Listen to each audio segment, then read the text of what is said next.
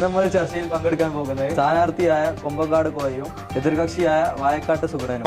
ഈ കണ്ണാണാത്ത തന്ത്രി ഇതിലിട്ട് കഴിഞ്ഞാൽ എങ്ങനെ ഇലക്ഷനിൽ ജയിച്ചു?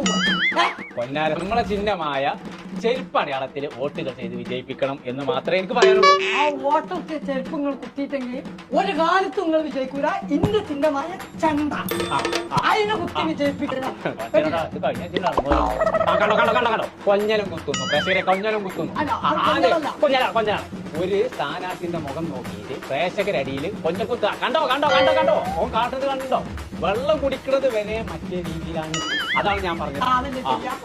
ഇയാള് പരാതി കൊടുത്തു, കേസ് കൊടുത്തു, പരാതി കൊടുത്തു. അതിന് തെളിവുണ്ട്. അതിന്റെ കയ്യിൽ വ്യക്തമായിട്ടുള്ള തെളിവുണ്ട്.